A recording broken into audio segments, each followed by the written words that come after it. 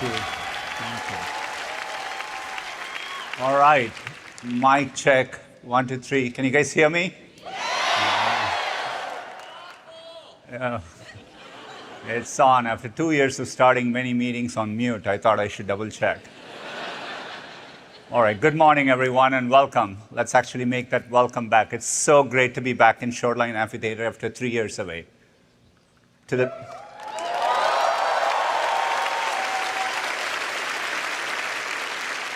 Well, thank you for joining us, and to the thousands of developers, partners, and Googlers here with us, it's great to see all of you. And to the millions more joining us around the world on live stream, we are so happy you're here too. Last year, we shared how new breakthroughs in some of the most technically challenging areas of computer science are making Google products more helpful in the moments that matter. All of this work is in service of our timeless mission to organize the world's information and make it universally accessible and useful. I'm excited to show you how we are driving that mission forward in two key ways: by deepening our understanding of information so that we can turn it into knowledge, and advancing the state of computing so that knowledge is easier to access, no matter who or where you are. Today, you'll see how progress on these two parts of our mission ensures Google products are built to help. And I'll start with a few quick examples. Throughout the pandemic, Google has focused on delivering accurate information to help people stay healthy. Over the last year, people used Google Search and Maps to find where they could get a COVID vaccine nearly 2 billion times. We've also expanded our flood forecasting technology to help people stay safe in the face of natural disasters. During last year's monsoon season, our flood alerts notified more than 23 million people in India and Bangladesh, and we estimate this supported the timely evacuation of hundreds of thousands of people. In Ukraine, we worked with the government to rapidly deploy air raid alerts. To date, we have delivered hundreds of millions of alerts.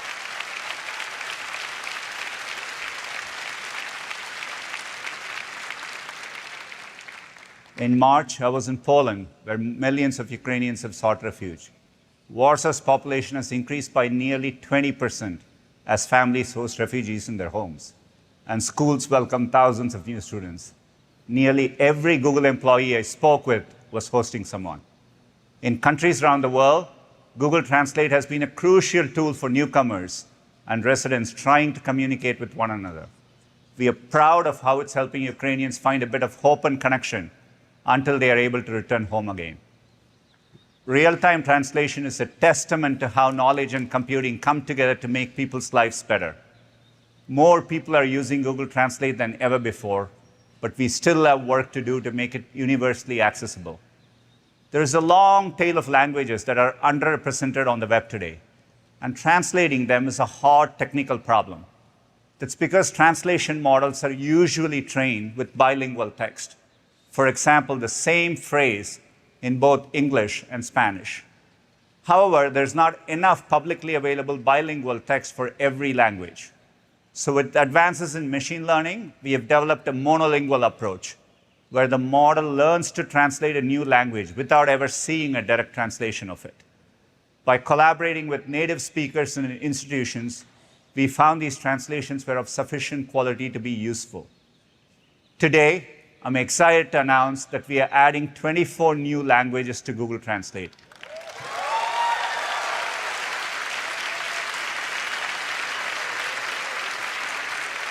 This includes the first indigenous language of the Americas, and together these languages are spoken by more than 300 million people.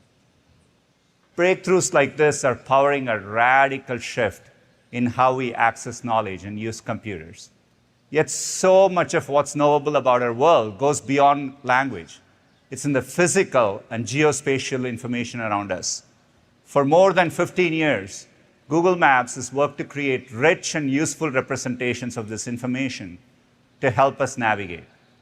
Advances in AI are taking this work to the next level, whether it's expanding our coverage to remote areas, reimagining how to explore the world in more intuitive ways.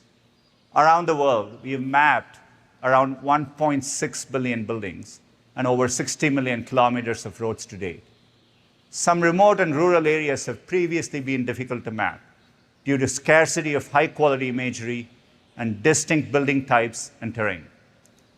To address this, we are using computer vision to detect buildings at scale from satellite images. As a result, we've increased the number of buildings on Google Maps in Africa by 5 times since July 2020, from 60 million to nearly 300 million.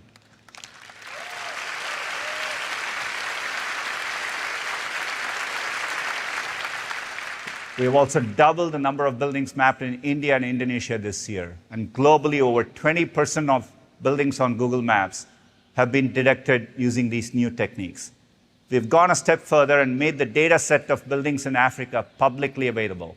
International organizations like the United Nations and the World Bank are already using it to better understand population density and to provide support and emergency assistance. We're also bringing new capabilities into maps. Using advances in 3D mapping and machine learning, we are fusing billions of aerial and street-level images to create a new high-fidelity representation of a place. These breakthrough technologies are coming together to power a new experience in maps called immersive view. It allows you to explore a place like never before. Let's go to London and take a look. What a beautiful city. Say you're planning to visit Westminster with your family. You can get into this immersive view straight from maps on your phone. And you can pan around the sides. Here's Westminster Abbey. And if you're thinking of heading to see Big Ben, you can check if there's traffic, how busy it is, and even see the weather forecast. It's London, so I'm guessing it's rain. Now, if you're looking to grab a bite during your visit, you can check out restaurants nearby and get a glimpse inside.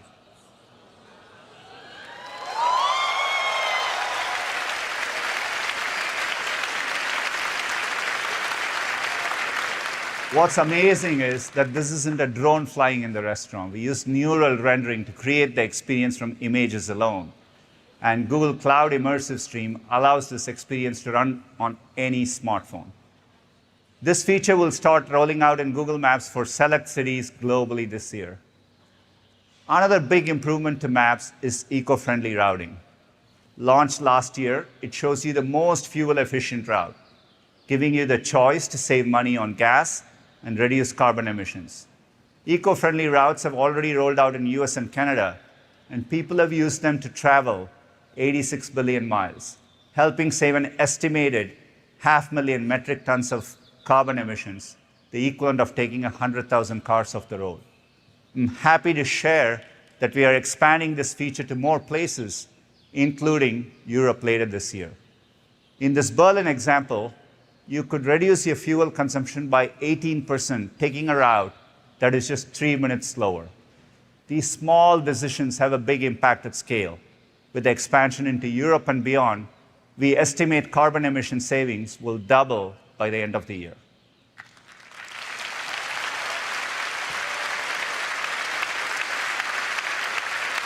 And we've added a similar feature to Google Flights. When you search for flights between 2 cities, we also show you carbon emission estimates alongside other information like price and schedule, making it easy to choose a greener option. These eco-friendly features in Maps and Flights are part of our goal to empower 1 billion people to make more sustainable choices through our products, and we are excited about the progress here. Beyond Maps, video is becoming an even more fundamental part of how we share information, communicate, and learn.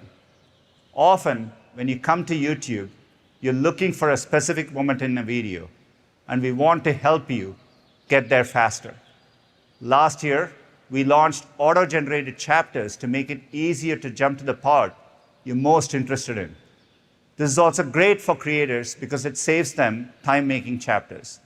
We are now applying multimodal technology from DeepMind. It simultaneously uses text, audio, and video to auto-generate chapters with greater accuracy and speed. With this, we now have a goal to 10x the number of videos with auto-generated chapters from 8 million today to 80 million over the next year. Often the fastest way to get a sense of a video's content is to read its transcript. So we are also using speech recognition models to transcribe videos. Video transcripts are now available to all Android and iOS users. Next up, we are bringing auto-translated captions on YouTube to mobile, which means viewers can now auto-translate video captions in 16 languages, and creators can grow their global audience. We'll also be expanding auto-translated captions to Ukrainian YouTube content next month, part of our larger effort to increase access to accurate information about the war.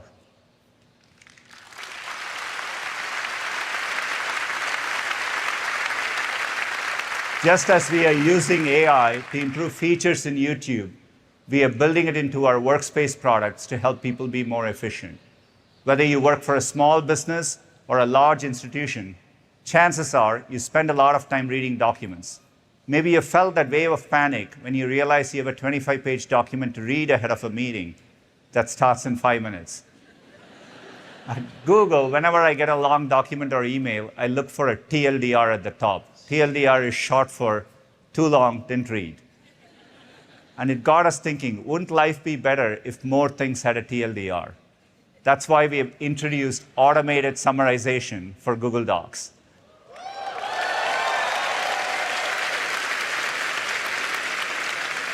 Using one of our machine learning models, Google Docs will automatically parse and pull out the main points.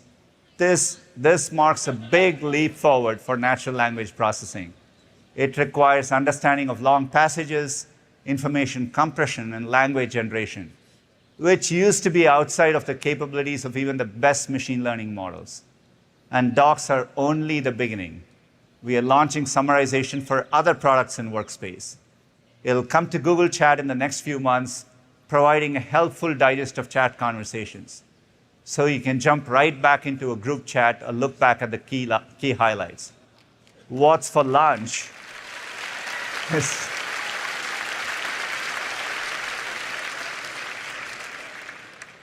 What's for lunch is definitely a highlight in my opinion. We are working to bring transcription and summarization to Google Meet as well, so you can catch up on some of the most important meetings you missed. Of course, there are many moments where you really want to be in a virtual room with someone, and that's why we continue to improve audio and video quality, inspired by Project Starline, which we introduced at I/O last year. We've been testing it across Google offices to get feedback and improve the technology for the future. And in the process, we've learned some things that we can apply right now to Google Meet. Starline inspired machine learning-powered image processing to automatically improve your image quality on Google Meet. And it works on all types of devices, so you look your best wherever you are.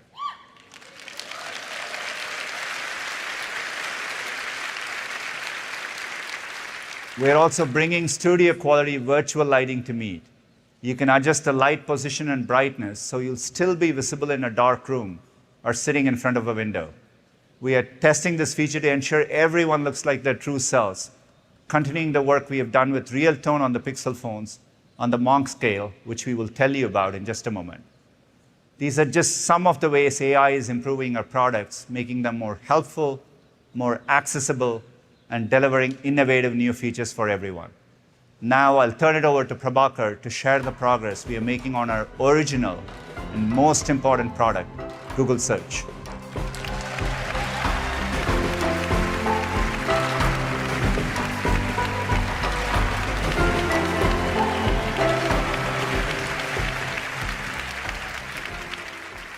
Thanks, Sundar.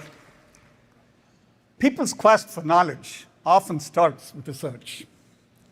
And over time, we worked hard to understand the trillions of questions that people ask us every year and to deliver the most helpful information possible. But the way people search for information shouldn't be constrained to typing keywords in a search box. It's human nature to gain knowledge through multiple senses and inputs as we go about our day. For instance, if I hear a bird chirping outside the window, I might point to it and ask my wife, what kind of bird is that? And while it's a huge challenge for computers to understand information the way we do, advances in technology are helping bridge the gap. With AI technologies like natural language understanding and computer vision, we're transforming search to be far more natural and helpful than ever before. Imagine a future where you can search any way and anywhere and find helpful information about what you see, hear, and experience in whatever way is most intuitive to you.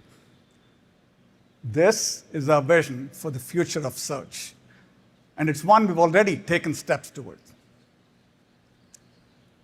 When Google started, our breakthrough was in understanding text-based queries.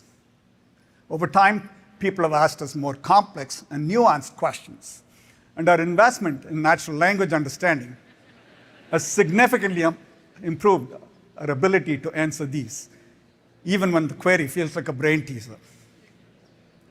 I don't know this one either. It's Hachi, a dog story. That's the answer. But for many questions, it can be easier to speak than type, which is why over a decade ago, we introduced voice search. We now get hundreds of millions of voice queries every day, and adoption is even higher amongst new internet users. In India, for example, nearly 30% of Hindi queries are spoken. But often, seeing is understanding. So we reimagined Google Search yet again with Google Lens to help you search what you see using your camera right from your search bar. Lens is now used over 8 billion times a month, which is nearly triple last year. Now, we're redefining Google Search yet again. We're combining our understanding of information across multiple modes to help you express your needs more naturally than ever before. Just last month, we launched multi-search, one of our most significant updates to search. In the Google app, you can now search by taking a photo and asking a question at the same time. You can snap a pic of a spill-proof water bottle and ask for one with rainbows on it to brighten your kid's day. Or in my case, I was able to take a photo of my leaky faucet and order the part to fix it. The funny thing is, I still don't know what that part is called. But this is just the beginning of what we can do with multi-search. Later this year, we'll add a new way to search for local information with multi-search near me. Just take a picture or long press one you see online and add near me to find what you need from the millions of local businesses we serve in Google. Near me will work on multi-search for everything from apparel to home goods to my personal favorite, food and local restaurants. So, let's say I spot a tasty-looking dish online. I don't know what's in it or what it's called, but it's making me hungry. With this new capability, I can quickly identify that it's japchae, a Korean dish, find nearby restaurants that serve it, and enjoy it in no time.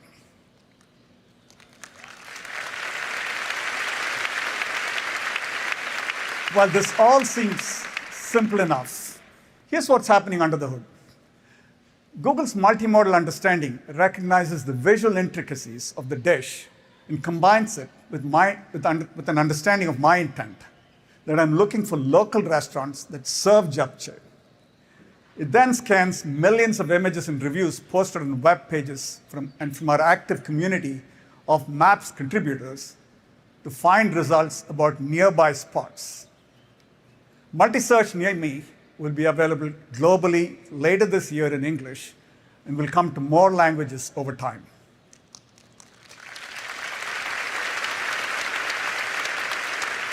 Today, this technology recognizes objects captured within a single frame.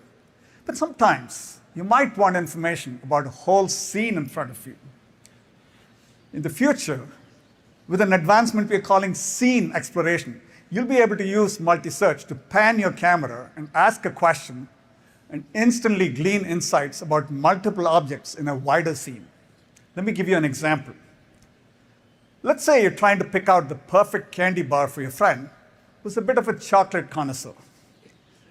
You know they like dark chocolate and have an aversion to nuts, and of course you want to get them something good. If you went to the store today to find the best nut-free dark chocolate, you'd be standing in the aisle for a while. You'd look at each bar, figure out which type of chocolate it is, whether it's nut-free, compare and contrast the options, and maybe even look up reviews online.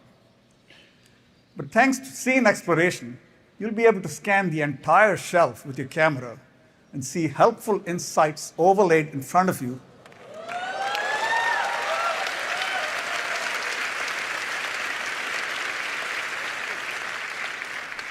Yeah, insights overlaid, so you can find precisely what you're looking for. Try doing that with just keywords. Here's how it works. Scene exploration uses computer vision to instantly connect the multiple frames that make up the scene and identify all the objects within it. Simultaneously, it taps into the richness of the web and Google's knowledge graph to surface the most helpful results. In this case, which bars are nut-free, dark chocolate, and highly rated. Scene exploration is a powerful breakthrough in our device's ability to understand the world the way we do. And it gives us a superpower, the ability to see relevant information overlaid in the context of the world around us. You could imagine using this in a pharmacy to find a scent-free moisturizer, or at your local corner store to find a Black-owned wine label to support.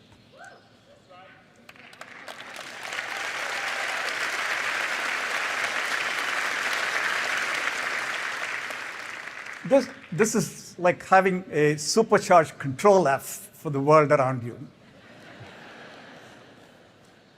Looking further out, this technology could be used beyond everyday needs to help address societal challenges like supporting conservationists in identifying plant species that need protection, or helping disaster relief workers quickly sort through donations in times of need. From multi-search near me to scene exploration, the advancements we've talked about today are in service of our broader vision to make search even more natural and helpful. So you can search your whole world asking questions anyway and anywhere. To deliver on this promise, Google needs to serve billions of people's diverse information needs. And it's critical that they see themselves reflected in our products. Building for everyone is a core value at Google. You might recall at I/O last year, we announced Real Tone, a multi-year initiative to build more equitable camera and imagery experiences on Pixel 6.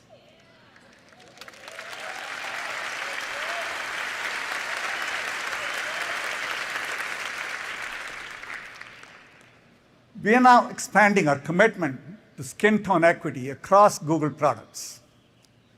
We partnered with Harvard professor Dr. Ellis Monk, who spent the past decade researching the impact of race, ethnicity, and skin tone on social inequality.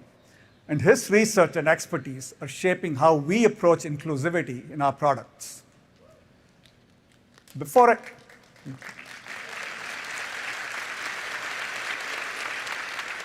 I hand it over to my colleague Annie to tell you more about the work we're doing in this space, let's hear from Dr. Monk himself. Oftentimes when it comes down to representation, I'm amongst the darkest that you would find in media, when I know that there are much darker folks, even of different races. Color biases and colorism are really a global phenomena. The reality is life chances, opportunities, all of these things were very much tied to your phenotypical makeup. It's facts. I feel like ever since I was a kid, if you were dark, you were not considered pretty. From a really young age, I did feel a really strong sense of responsibility to dig more deeply into issues of colorism. So for the last 10 years, I've been working on issues of racial inequality. And I developed a 10-point skin tone scale with the goal of making sure that everyone across the skin tone continuum feels represented. Do you feel like right now it's easy to find your skin tone? When we type beauty tutorial, if we only see white women, it just ties into the bigger picture of not being represented. We can weed out these biases in our technology from a really early stage and make sure that the technologies that we have work equally well across all skin tones. I think this is just a huge step forward. being represented is a right. If the internet truly is for everyone, then everyone should be represented. There is great potential for the tech industry to adopt the scale because the world is a better place when technology works equally well for everyone.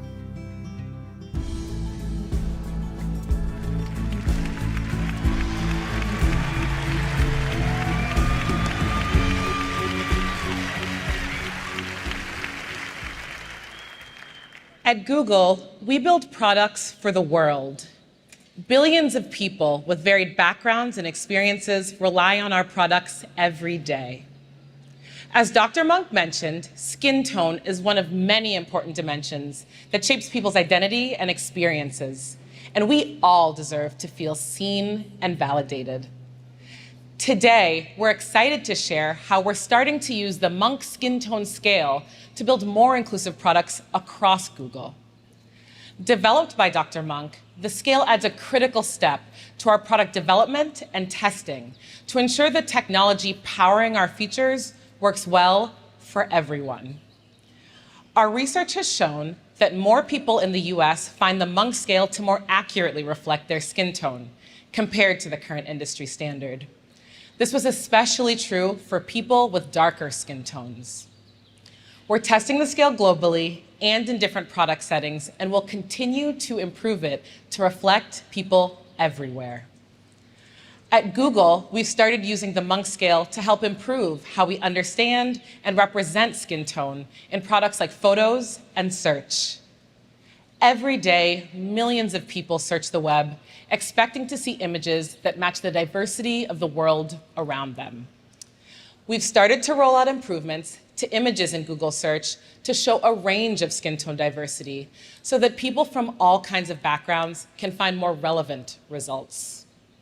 And for makeup queries like everyday eyeshadow and bridal makeup looks, users will have a new way to filter by relevant skin tones to find more helpful results. I can't tell you the number of times that complementary shades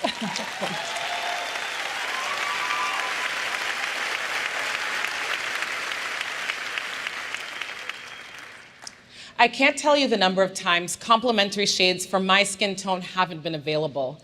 And so I'm personally thrilled to be able to easily filter for images that I can relate to. Building on our work with Real Tone, we're also using the Monk scale to improve imagery experiences in products like Google Photos. And later this month, we'll be launching new Real Tone filters that were designed to work well across skin tones and evaluated using the Monk scale. These filters were crafted by a diverse range of renowned image makers who are celebrated for beautiful and accurate depictions of their subjects. With Real Tone filters, you can apply the beauty and authenticity of professional editing to your own photos with just a few taps.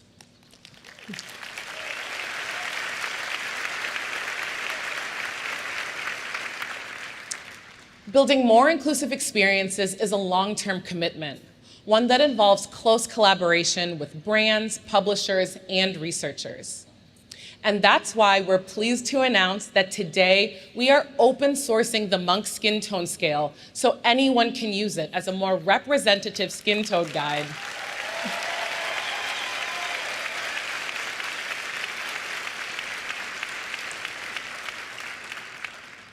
In research and in product development. By open sourcing the scale, our goal is to improve it over time in partnership with the industry. In the coming months, we'll also be developing a standardized way to label content for images on Google Search. Creators, brands, and publishers will be able to use an inclusive schema to label images with attributes like skin tone, hair color, and hair texture. All of this is part of our ongoing commitment to ensuring that the web is as representative as our world. And now, let's check in with our watch party in Sao Paulo.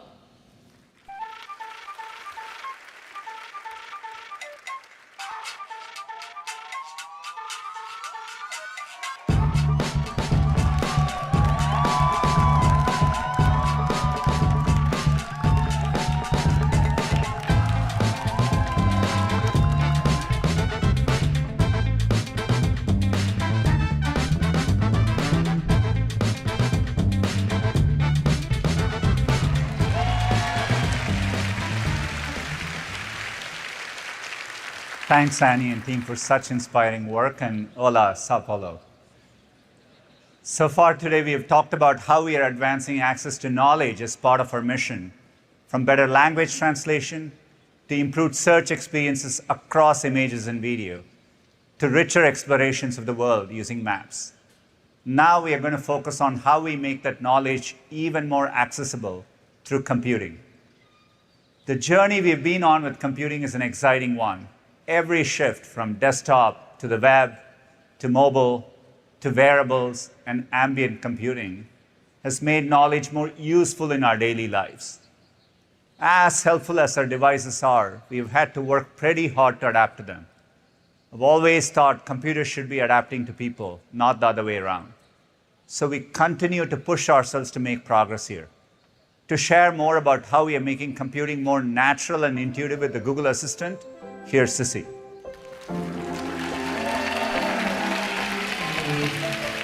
Thanks, Sundar. It's amazing how quickly voice is becoming such a common way to access computing. Every month, over 700 million people around the world get everyday tasks done with their assistant.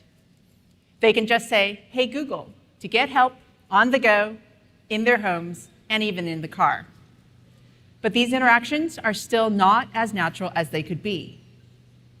First, you should be able to easily initiate conversations with your assistant. So today, we're introducing 2 new options so you don't have to say, "Hey Google," every time.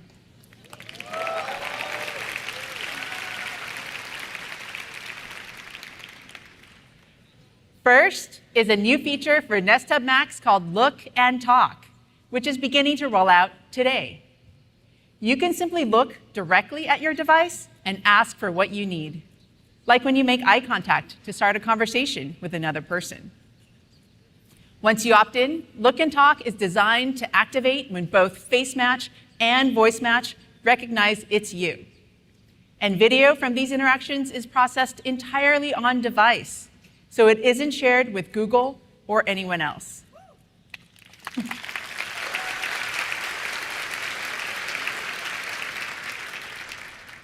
Let me turn the camera back on and show you how it works. The mic and camera are back on. Walking into the kitchen to start a weekend with my family, I can simply look over and ask, "Show me some beaches in Santa Cruz."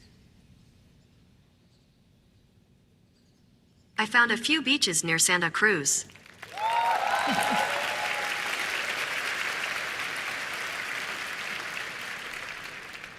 Pretty cool, right? How long does it take to get to that first one? By car, the trip to Natural Bridges State Beach is 51 minutes.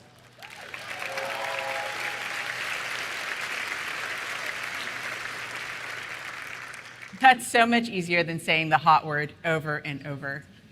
The ability to distinguish intentional eye contact from a passing glance requires 6 machine learning models that are processing over 100 signals, like proximity, head orientation, and gaze direction, to evaluate the user's intent all in real time.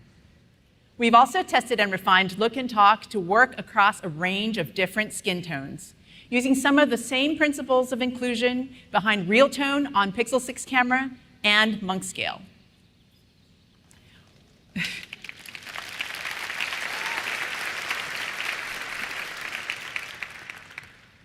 We're also excited to expand quick phrases on Nest Hub Max.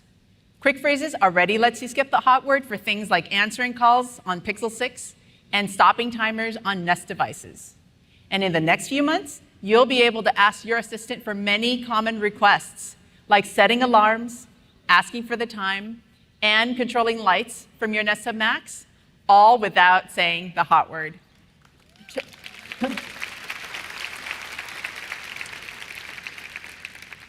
All right, check this out. Turn off the living room light.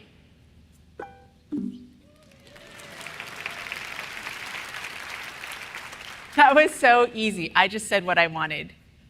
Designed with privacy in mind, you choose which quick phrases are enabled for your Nest Hub Max. So those are two ways that it's getting easier to start talking to the assistant. We're also improving how the assistant understands you by being more responsive as you just speak naturally. If you listen closely, people's conversations are full of ums, pauses, and corrections. But that doesn't get in the way of understanding each other. And that's because people are active listeners and can react to conversational cues in under 200 milliseconds.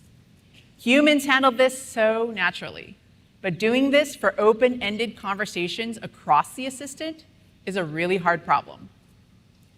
Moving our speech models to run on the device made things faster, but we wanted to push the envelope even more. The breakthrough comes by creating more comprehensive neural networks that run on the Google Tensor chip, which was built to handle on-device machine learning tasks super fast. Let me show you a preview of how this will all come together. For example, I might tap and hold on my Pixel Buds and say, play the new song from...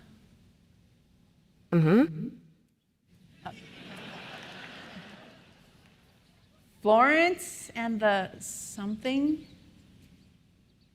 Got it. Playing Free from Florence and the Machine on Spotify.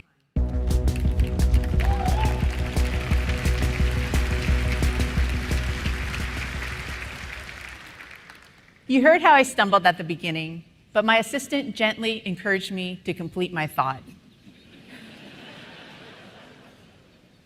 And then even when I messed up the artist name, Google Assistant correctly figured out the song I wanted. It's amazing how these improvements change the way it feels to talk to your assistant. You can stop worrying about the right way to ask for something and just relax and talk naturally. This is how we're pushing computing forward with natural conversation, letting you easily initiate conversation and making it so you can just speak naturally, all so you can be truly understood. I'm excited to see how our voices will become a faster, hands-free way to get things done across many types of devices, including a growing Android ecosystem that you'll hear about in a few minutes. Thanks, and back to you, Sundar.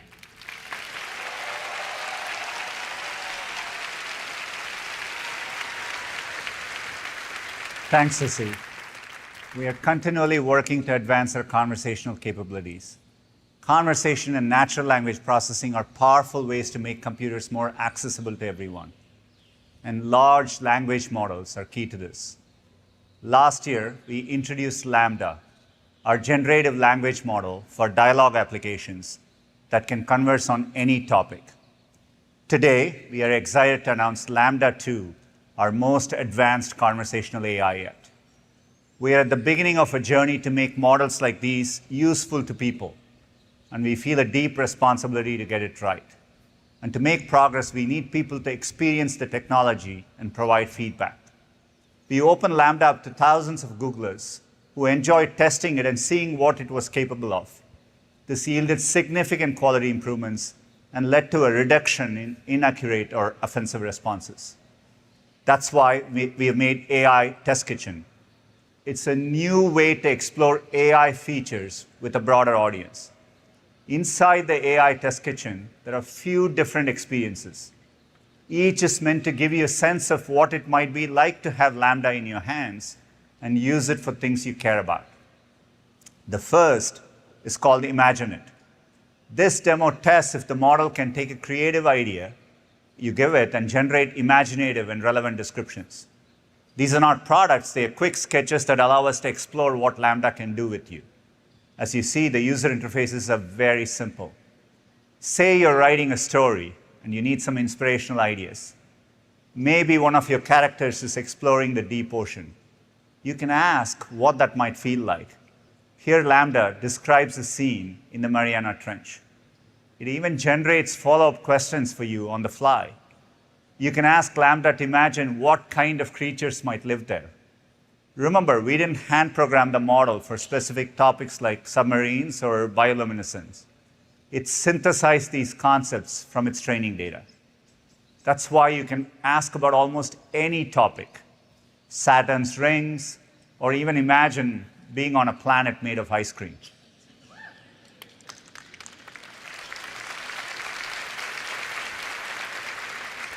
staying on topic is a challenge for language models.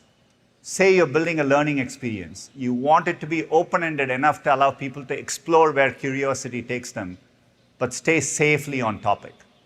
Our second demo tests how Lambda does with that. In this demo, we have primed the model to focus on the topic of dogs. It again starts by generating a question to spark conversation. Have you ever wondered why dogs love to play fetch so much? And if you ask a follow-up question, you get an answer with some relevant details. It's interesting. It thinks it might have something to do with the sense of smell and treasure hunting. You can take the conversation any way you want. Maybe you're curious about how smell works, and you just want to dive deeper. You'll get a unique response for that too. No matter what you ask, it'll try to keep the conversation on the topic of dogs. If I start asking about cricket, which I probably would, the model brings the topic back to dogs in a fun way. I do think dogs would. Now, the challenge of staying on topic is a tricky one.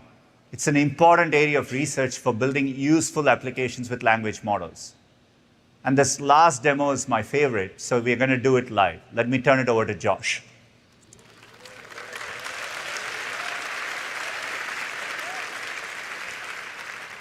Thanks, Sundar. As a team, we've learned a lot on this project. And this will be the first ever live demo of Lambda from stage. Are you all ready to see how it works? All right, here I am in the AI Test Kitchen app. I'm going to open up this demo called List It. Now, List It explores if Lambda can take a complex goal or topic and break it down into relevant subtasks. It can help me figure out what I'm trying to do and generate useful ideas I might not have thought of. If you love to-do lists like I do, this is a dream come true. I'm going to tap Start, and this is a project I've been thinking a lot about lately. Plant a vegetable garden. I'll send this off to Lambda, and there it is. On the fly, it's come up with these different steps and broken it down into this list of subtasks. I can see things like make a list of what I want to grow, the location. I can also regenerate a list on the fly to get even more ideas. Now, what's interesting about these is I can quickly drop into one of them. Let's say this one, like what might grow in the area. And you can see it will give me further suggestions. I can keep going, breaking this down, where eventually it gives me a list of what I might want to plant, like tomatoes or lettuce or garlic. We'll keep garlic out of it this time. One of the other things Lambda does is not just break down lists, but you can generate a tip. So here, when I tap Generate a Tip, it's never seen this one before, actually. It's telling me if I have a small yard or patio. It gives me different vegetables I might be able to grow. Now, when we think about products like this and experiences like this, it's much more than just coming up with a list of vegetables to grow. If I scroll back up, you can see all the different pathways that Lambda is helping me think through and giving me tips along the way. And just like that, this whole task feels a lot less daunting. Back to you, Sundar.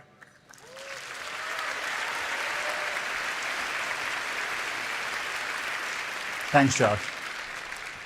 Just like the other demos, you can input all kinds of goals, whether it's moving to a new city or learning an instrument. These experiences show the potential of language models to one day help us with things like planning, learning about the world, and more. Of course, there are significant challenges to solve before these models can truly be useful. While we have improved safety, the model might still generate inaccurate, inappropriate, or offensive responses. That's why we are inviting feedback in the app so people can help report problems. And we'll be doing all of this work in accordance with our AI principles. Our process will be iterative, opening up access over the coming months, and carefully assessing feedback with a broad range of stakeholders, from AI researchers and social scientists to human rights experts. We'll incorporate this feedback into future versions of Lambda and share our findings as we go. Over time, we intend to continue adding other emerging areas of AI into our AI Test Kitchen, and you can learn more here. As you just saw, Lambda 2 has incredible conversational capabilities. To explore other aspects of natural language processing and AI, we recently announced a new model, It's called Pathways Language Model, or PaLM for short. It's our largest model to date and trained on 540 billion parameters. PaLM demonstrates breakthrough performance on many natural language processing tasks, such as generating code from text, answering a math word problem, or even explaining a joke. It achieves this through greater scale. And when we combine that scale with a new technique called chain of thought prompting, the results are promising. Chain of thought prompting allows us to describe multi-step problems as a series of intermediate steps. Let's take an example of a math word problem that requires reasoning. Normally, how you use a model is you prompt it with a question and an answer, and then you start asking questions. In this case, how many hours are in the month of May? So as you can see, the model didn't quite get it right. So in chain of thought prompting, we give the model a question-answer pair, but this time we explain how the answer was derived. Kind of like when your teacher gives you a step-by-step example to help you understand how to solve a problem. Now if you ask the model again, how many hours are in the month of May, or other related question, it actually answers correctly, and it even shows its work.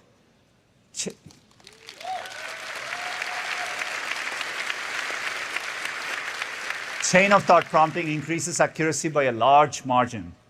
This leads to state-of-the-art performance across several reasoning benchmarks, including math word problems. And we can do it all without ever changing how the model is trained. PaLM is highly capable and can do so much more. For example, you might be someone who speaks a language that's not well represented on the web today, which makes it hard to find information. Even more frustrating because the answer you're looking for is probably out there. PaLM offers a new approach that holds enormous promise for making knowledge more accessible for everyone. Let me show you an example in which we can help answer questions in a language like Bengali, spoken by 250 million people. Just like before, we prompt the model with 2 examples of questions in Bengali with both Bengali and English answers. That's it. Now we can start asking questions in Bengali. What's the national song of Bangladesh? The answer, by the way, is Amar Shonar Bangla, and PaLM got it right too. This is not that surprising because you would expect that content to exist in Bengali. But you can also try something that is less likely to have related information in Bengali, such as what are popular pizza toppings in New York City? And the model again answers correctly in Bengali, though it probably just stirred up a debate amongst New Yorkers about how correct the answer really is. What is so impressive is PaLM has never seen parallel sentences between Bengali and English. It was never explicitly taught to answer questions or translate at all. The model brought all of its capabilities together to answer questions correctly in Bengali. And we can extend the technique to more languages and other complex tasks. We are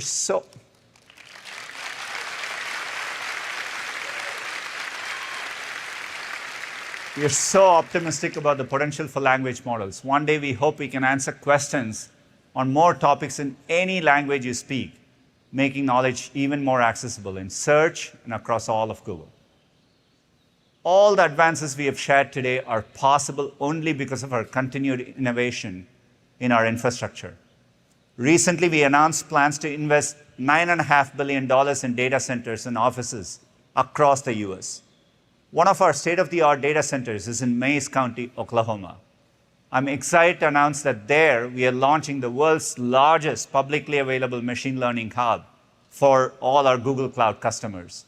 This machine learning hub has 8 Cloud TPU v4 pods, custom built on the same networking infrastructure that powers Google's largest neural models. They provide nearly 9 exaflops of computing power in aggregate, bringing our customers an unprecedented ability to run complex models and workloads. We hope this will fuel innovation across many fields, from medicine to logistics, sustainability, and more. And speaking of sustainability, this hub is already operating at 90% carbon-free energy.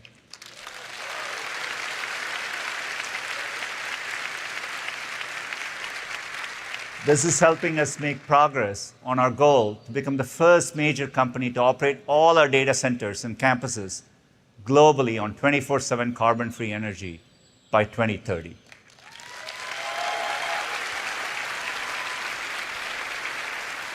Even as we invest in our data centers, we are also working to innovate on our mobile platforms, so more processing can actually happen locally on device.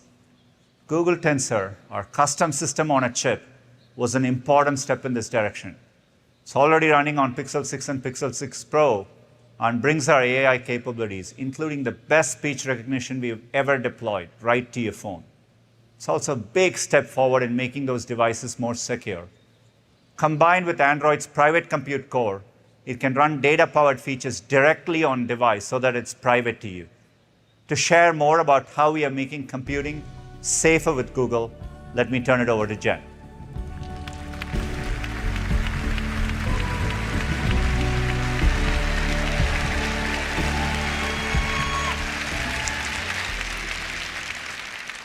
Every day, people turn to our products for help in moments big and small. Core to making this possible is protecting your private information every step of the way.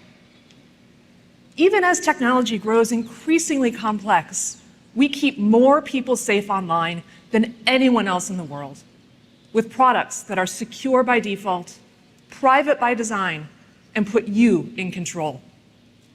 Today, I'm proud to share with you our latest advancements that make every day safer with Google. Widespread cyber attacks like Colonial Pipeline and the recent Log4j vulnerability threaten to put people's private information at risk, disrupt critical services like energy grids and telecommunications networks, and weaken global democracies. To prevent future attacks, we're raising the bar for the entire industry by pioneering advanced cybersecurity technology, alerting others to security risks within their own systems, and open sourcing solutions that make the whole internet safer. Specialized teams like Threat Analysis Group and Project Zero counter serious threat actors and detect vulnerabilities across the internet. Last year, our Threat Analysis Group detected that over 40,000 users were being targeted by government-backed actors. We automatically alerted everyone and increased protections and blocked attacks.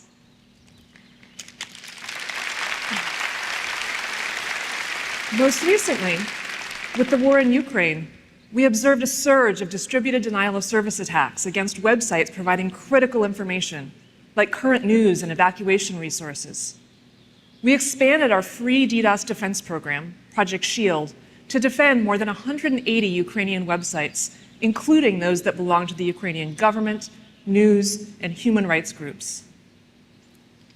And because much of the world's technology infrastructure is dangerously outdated, we're now investing $10 billion to modernize vulnerable systems and infrastructures, secure the software supply chain, and train 100,000 Americans in digital skills, including data privacy and cybersecurity, through the Google Career Certificate Program.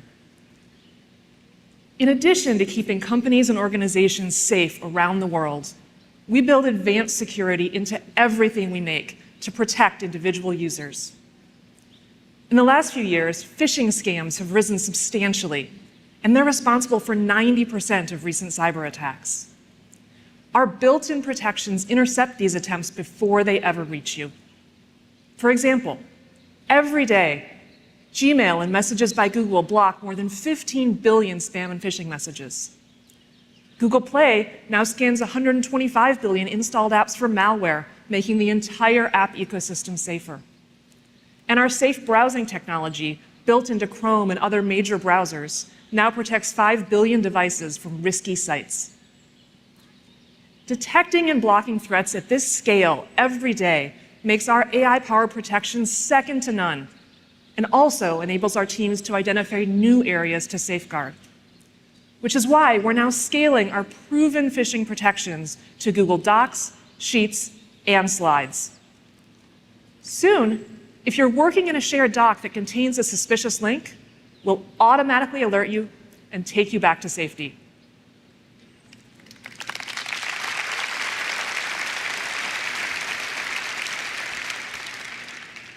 No matter where they occur, all phishing attempts share a single goal: to compromise your account, often using it as a tool to spread the attack to your network. Protecting your account starts with building the most advanced authentication technologies everywhere that you sign in. Cybersecurity experts say the single most important way to protect your account and help prevent cyber attacks is to use multi-factor authentication. However, it sometimes gets a bad rap for creating extra friction. That's why we've made our two-step verification as easy as it gets. Whether you're on Android or iOS, just one tap on your phone and you're in. No 6-digit codes.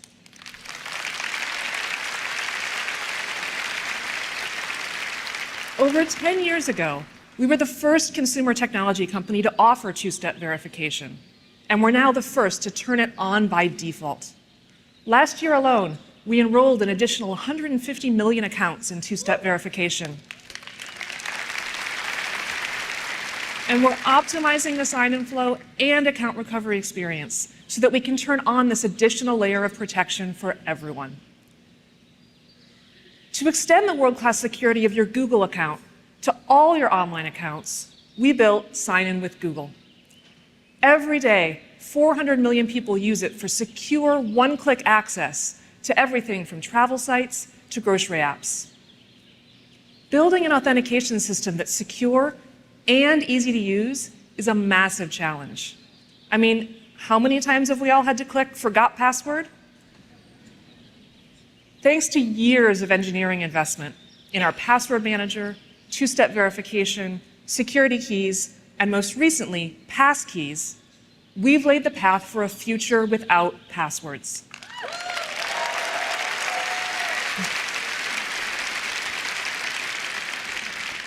And we're now leading an industry-wide effort to enable passwordless sign-in across every device, website, and application on any platform. I'm really proud of the work we've done to make secure authentication accessible for everyone, everywhere. As we all do more and more of our shopping online, keeping your payment information safe and secure is critically important. Today, I'm excited to announce the launch of virtual cards on Chrome and Android. Now, when you use autofill to complete your payment details at checkout, we'll replace your card number with a distinct virtual number, reducing the risk of fraud and identity theft. To give more people access to a safer way to pay online, we've worked closely with Visa, American Express, Capital One, and MasterCard to roll out virtual cards starting this summer.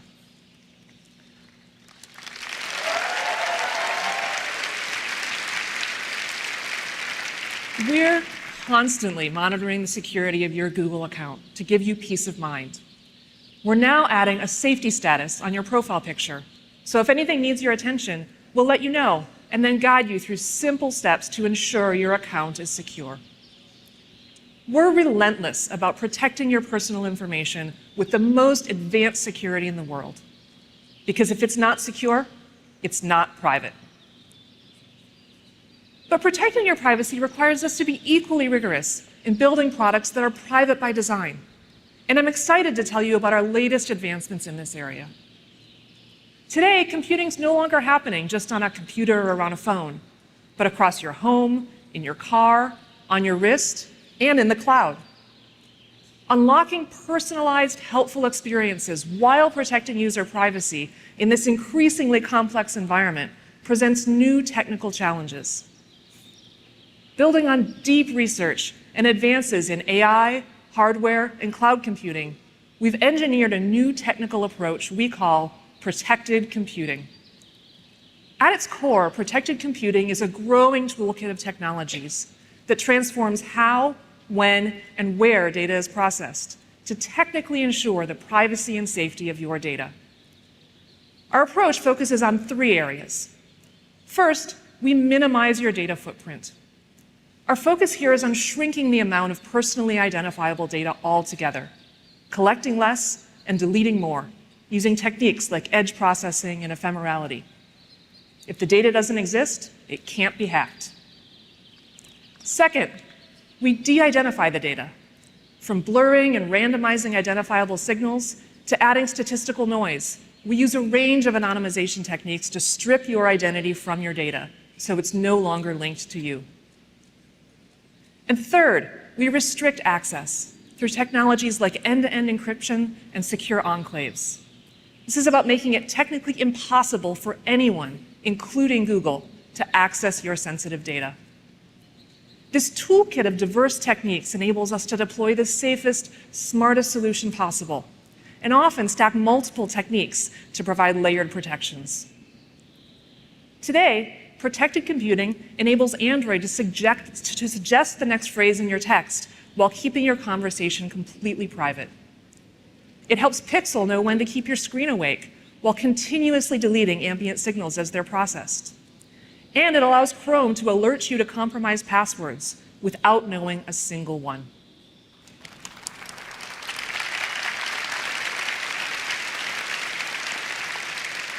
Later today, you'll hear more about how protected computing is enabling new ambient experiences across your Android and smart home devices while keeping your information private. In addition to providing helpful experiences, protected computing is essential to unlocking the potential of data to benefit society more broadly in a way that preserves everyone's privacy. For example, our environmental insights team is exploring how, with protected computing, we can provide local governments with de-identified and aggregated location and movement data within their cities to help reduce their carbon footprint. Protected computing represents our deep commitment to innovating new technical solutions that make technology more helpful, safe, and private everywhere that computing happens. No one else is deploying such a multifaceted approach at our scale, and I'm excited to see all the ways our teams will apply protected computing to ensure that every day you're safer with Google.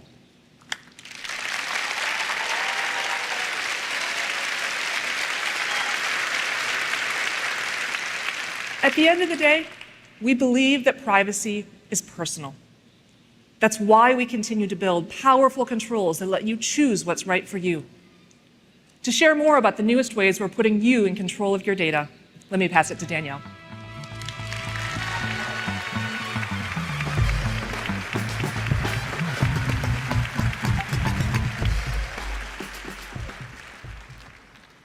We feel privileged that billions of people trust products like Search, Chrome, Maps, and Android to help them every day.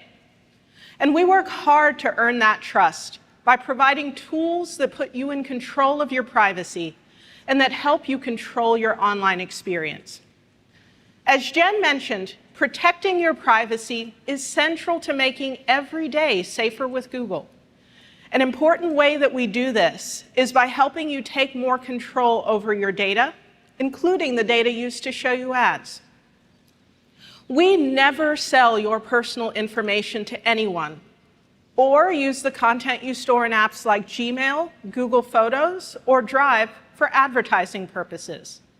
We also never use sensitive information like health, race, religion, or sexual orientation for personalized ads, period. We believe that the best ads are helpful, relevant, and safe. So later this year, we'll launch My Ad Center to give you even more control over the ads you see across YouTube, Search, and Discover. We're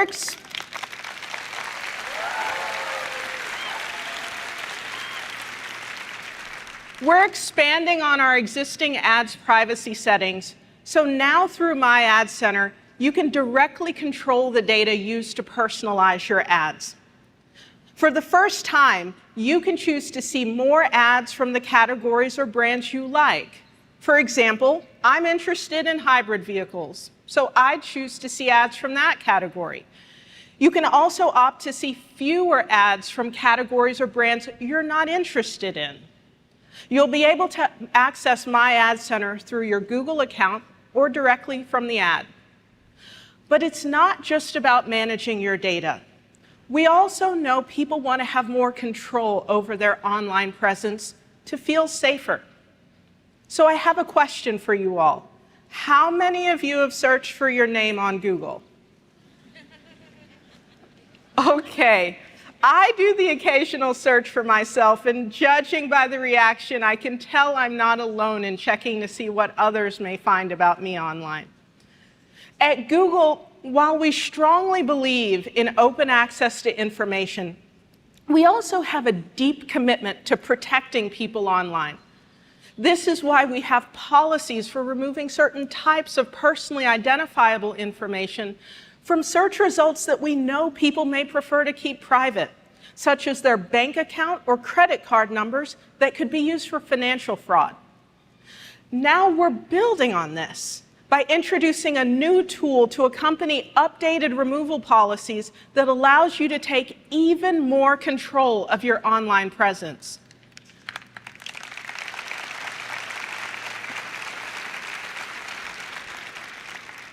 Soon, if you find search results that contain your contact details, such as your phone number, home address, or email address that you want taken down, you can easily request their removal from Google Search.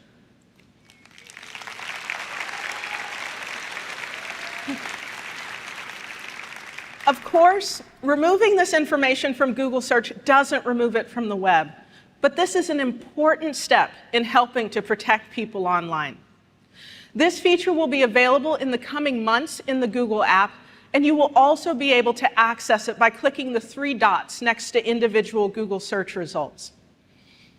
Another part of being safer online is having access to reliable information.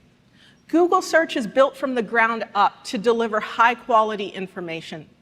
This has set Google apart from day one, and it's something we relentlessly invest in. And we also give you tools to evaluate the reliability of the information you come across. One of the tools we launched last year, called About This Result, has now been used more than 1.6 billion times. This tool is available on individual search results, helping you see important context about a website before you even visit. But we want to ensure you feel in control of the information you're consuming, wherever you are online. So we're making this helpful context more accessible as you explore the web beyond search. So imagine you're researching conservation efforts, and you find yourself on an unfamiliar website of a rainforest protection organization. Before you decide to donate, you'd like to understand if it's reliable. And with just a tap, the Google app will soon surface relevant context about the website, including the site description, what they say about themselves, and what others say about them, helping you explore with confidence. You'll be able to see context like this on any website, coming soon to the Google app on both iOS and Android.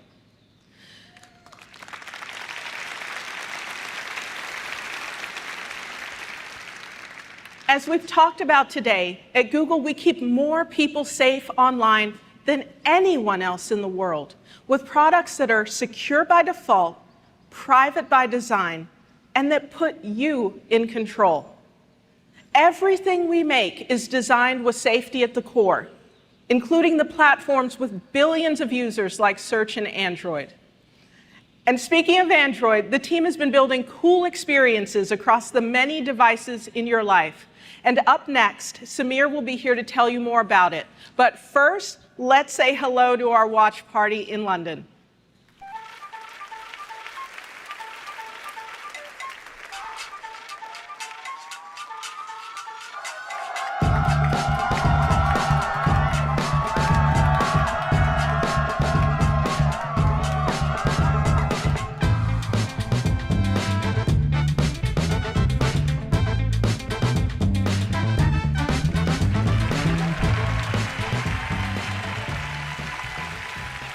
Hi, everyone. It's great to be back at Shoreline for Google I/O.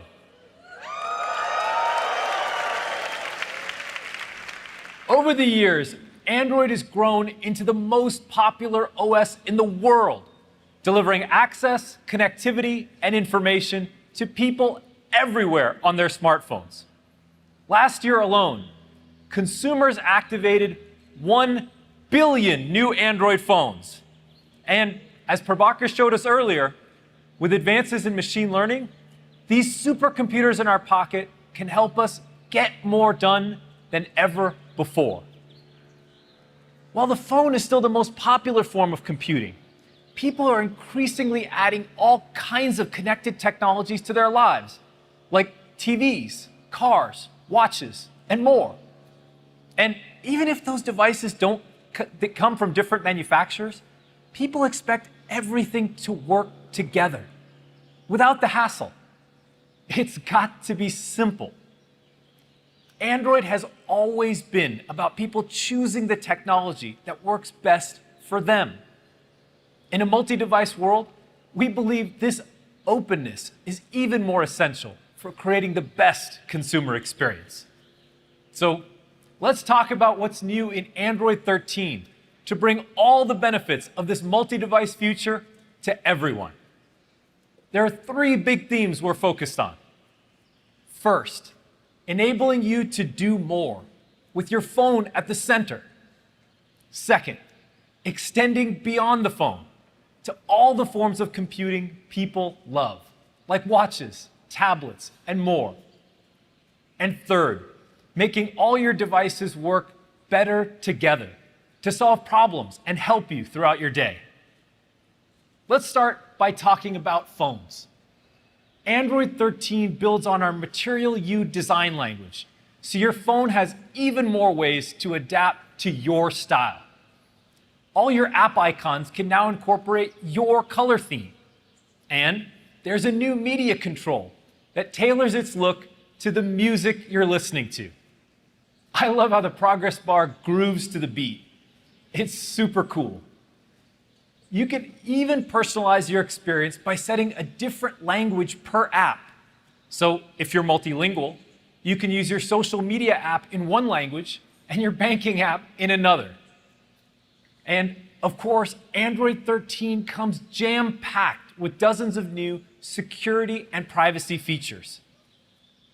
But security needs to go beyond your device. When you send a message from your phone to someone else's, you want to be sure it's private and secure. That's why we've worked with carriers and device makers all over the world to upgrade SMS text messaging to a new standard called RCS, which can enable important privacy protections like end-to-end encryption. This is a huge step forward for the mobile ecosystem, and we're really excited about the progress. In fact, Google's Messages app already has 500 million monthly active users with RCS, and growing fast.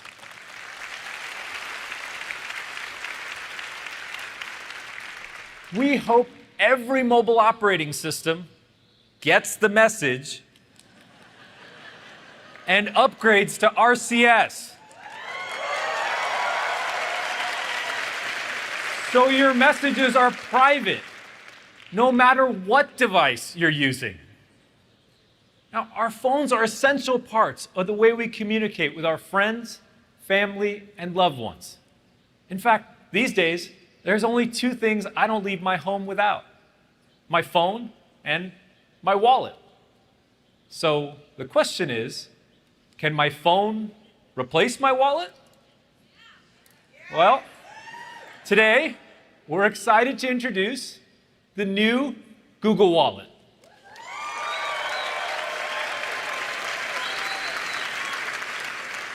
It's a digital wallet for Android that gives you fast, secure access to your everyday essentials. Your Google Wallet securely stores your payment cards, so you can tap to pay anywhere Google Pay is accepted. But Wallet is for so much more than payments.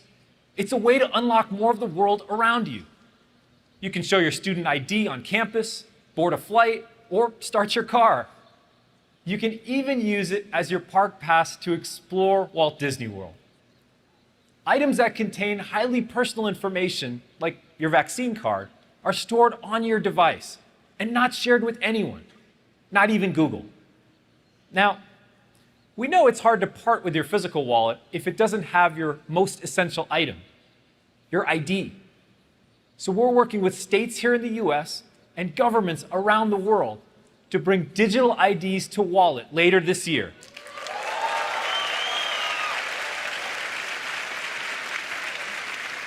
starting with driver's licenses. You can share the information in your ID without ever having to give your phone to another person. Simply tap via NFC or use a QR code. Google Wallet will be rolling out to Android and Wear OS devices around the world in the coming weeks.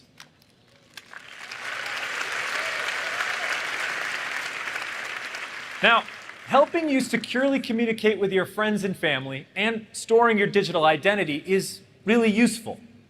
But our phones can be even more essential in difficult moments in life, like emergencies or natural disasters.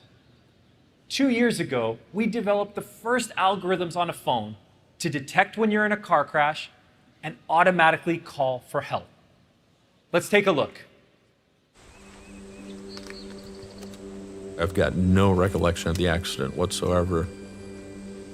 I woke up, I was upside down, and I had diesel fuel dripping on me. In the most powerful voice I had, I screamed out, "Help!" which I knew was pointless, but I heard help is on the way. The phone detected the accident and called 911. There was so much joy when I heard somebody say, "We found him, we've got him." I'm getting goosebumps thinking of it at the moment because I wouldn't be here talking to you if it wasn't for that. The car crash detection feature on that phone saved my life.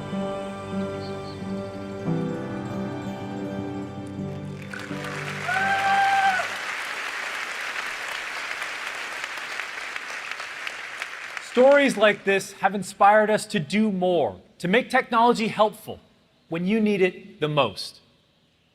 Later this year, we'll start bringing emergency SOS to Wear, so you can instantly contact a trusted friend or family member, or call emergency services right from your watch. We're also expanding Android's earthquake alerting system to many of the remaining high-risk regions in the world. It uses accelerometer data from phones to determine if an earthquake is happening and warn others in the surrounding area, often before the shaking reaches them. You can get off a ladder, take cover, or pull your car over. These extra seconds of warning can save lives.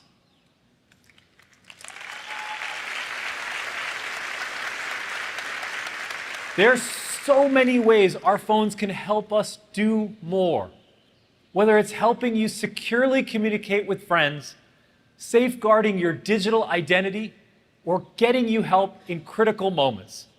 Your phone is your most essential digital companion.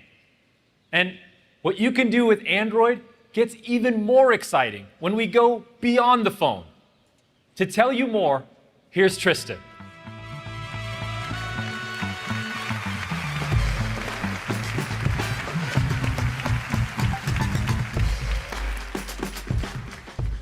Along with the phone, we're working hard to ensure Android delivers a fantastic experience on all the devices that are most important to you, especially your personal devices like watches and tablets. At I/O last year, we announced some huge updates to Wear OS, including launching our joint platform with Samsung. And what a year it has been. There are now over 3 times as many Wear OS devices this year as there were last year. And this is just the start. Keep an eye out for new watches from Samsung, Fossil, Montblanc, and more starting this summer. The momentum is carried on to our developer community, who are launching great app experiences on Wear OS and making the watch even better for our users. Favorites like Spotify, Adidas Running, Line, and Kakao Talk have all recently come to the platform, with many more coming soon. With the growing ecosystem of partners, developers, and apps, Wear OS is bringing the best of Android to your wrist. And this year, there's another, bigger screen that consumers are super excited about: tablets. We are now approaching 270 million active users on large screen devices. Android pioneered multiple sizes and form factors for larger screens, and we have many fantastic devices hitting the market. like the Samsung Galaxy Tab S8 Ultra, Lenovo Tab P12 Pro, and others from partners like Oppo and Xiaomi that are all being built on the latest Android releases. Incredibly, we can now get tablet-like experiences that can fit in your pocket, with foldables delivering all of the benefits of a large screen device with the portability of a phone. And Android is the only way to experience it all. But there is so much more to do. So this year, we've been working hard to make Android tablets amazing. But rather than just telling you about all these updates, why don't I show you?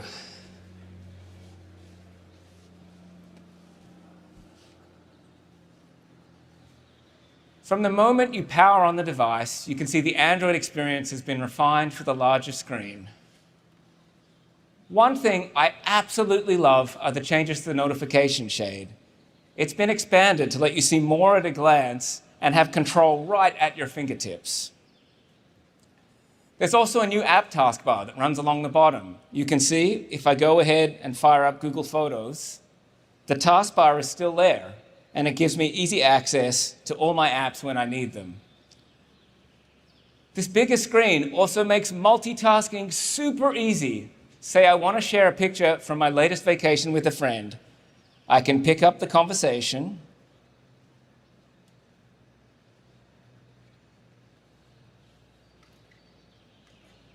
choose a photo, even edit it.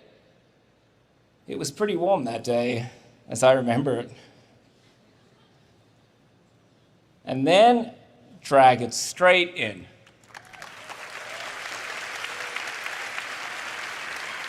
I love using these pairs of apps to help me get things fun. In fact, if you swipe up to Overview, you can see I'm already busy planning my next vacation. Now, these OS changes don't mean much if the app experiences for tablets aren't also great. So starting today, we'll be updating more than 20 Google apps to look amazing on large screens and take full advantage of the extra functionality, with a lot more to come. Let's take a look at some of these great new experiences. The tablet version of YouTube Music puts more of the music you love front and center. We've optimized Google Maps to include rich information at a glance to help you navigate the world around you. And the updated Messages app uses a new multi-column view, so you can easily manage all your texts and quickly jump between conversations. Third-party apps look great on Android tablets too. You'll see revamped experiences coming to your favorite apps like TikTok, Zoom, Facebook, and more. And they look awesome. To help you find these new tablet apps, we're working to improve discovery on Google Play, along with introducing a new UI that makes the most of the larger screen. As you can see, we're building great experiences for phones, watches, tablets, and everything in between. The next step is getting all these devices to play nice with each other. So here's Lisa to tell you more about what we're doing to make everything work better together.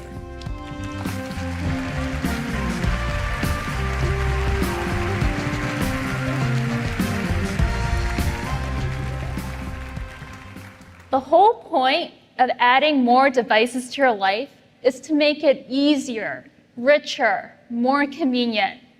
But that only happens if everything works seamlessly. So let me show you how Android brings your devices together to be more helpful. First, I should be able to enjoy my media on whatever surface makes sense in the moment. For example, if I'm watching a show on my tablet and want to move it to the TV so my husband can see it too. Or if I'm listening to music on headphones during a run and want to continue listening on my Bose speaker when I get home. Casting makes that really easy, so it should be everywhere, which is why we're working to extend casting capabilities to new partners and products, such as Chromebooks or even your car. And I want my messages to move across my devices too. Like when I'm at my desk working, my conversations should be right there on the laptop screen I'm already using. This fall, we're extending Phone Hub, so you can directly access all your phone's messaging apps on your Chromebook. Phone Hub gives you the exact app you're familiar with because it's streaming from your phone. No need to install a desktop client or keep them running in a tab that gets lost on your browser. So you can jump between chats, send and reply to messages, even add reactions to photos from your friends.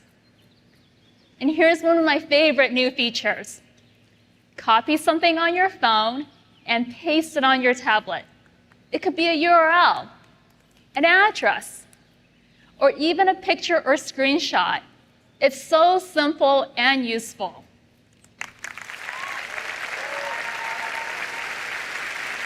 And that's how a multi-device world should work. Just use whatever surface is most convenient for what you want to do. But my biggest pet peeve is setting up all these devices in the first place.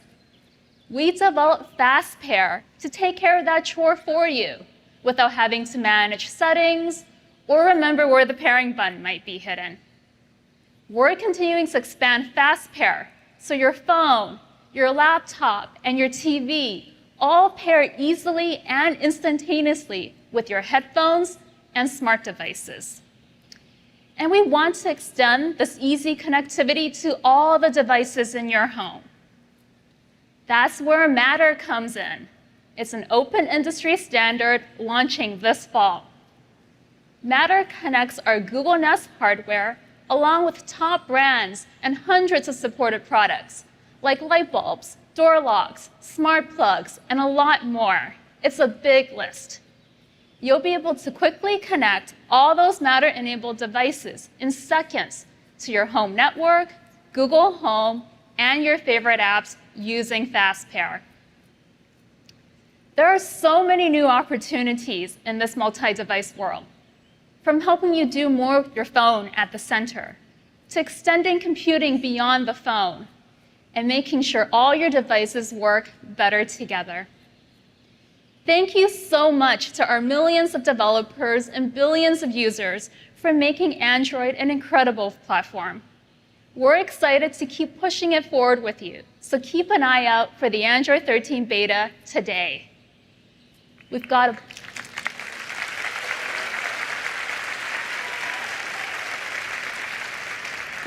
bunch of great partners and devices participating, so check it out and send your feedback. Now, before I go, we've been talking a lot about Fast Pair. So let's check in with another Fast Pair, Lando and Daniel. We've sent a few devices to our friends at McLaren, the newest members of the Android family. So let's see what fun they got into, and then we'll get some exciting updates from the Google hardware team. What do we got here? Some toys from our new sponsor. Do you know you can play a game between any Android devices? You want to play a game? All right. Rocket League. Go on to Rocket League. Yep. Let me show you how it's done. How do you accelerate? Well, you're not made for this, mate. Oh. Next goal wins. Oh, no. Oh, no! No! All right, cast it to the TV. All right, let's do it. Oh my God. Yeah, I know. I'm new to the YouTube game. Do you think bandanas suit you? I did like that one. You see, the more you post, the less people like you. Yeah, that's why I stopped posting. Clever. Yeah. All right, who would you like to message? Enter a group name. Uncle Buck and the boys. Perfect. Oh, I'm in. What's Mr. Zach Brown doing? Zach, you there, mate? Hello, Zach. Guys, shouldn't you be training or something? Oh boy. You have broken it.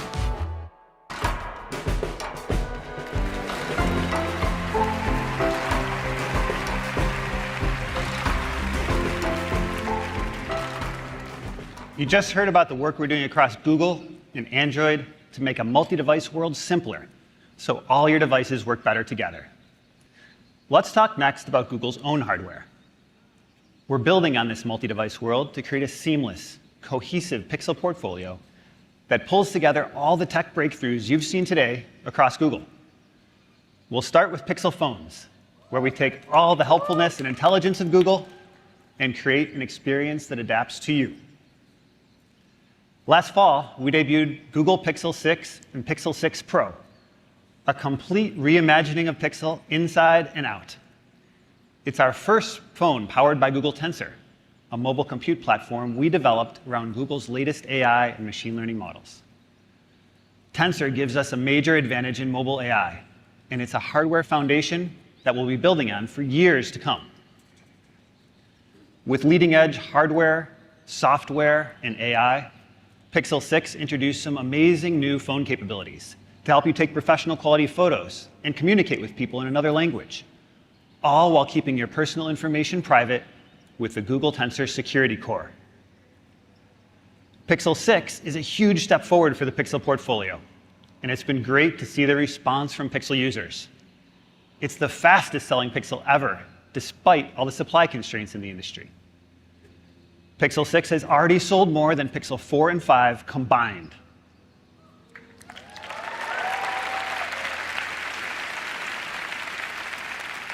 So let's keep that momentum going. Today, I'm excited for Sonia to show you the new Pixel 6a.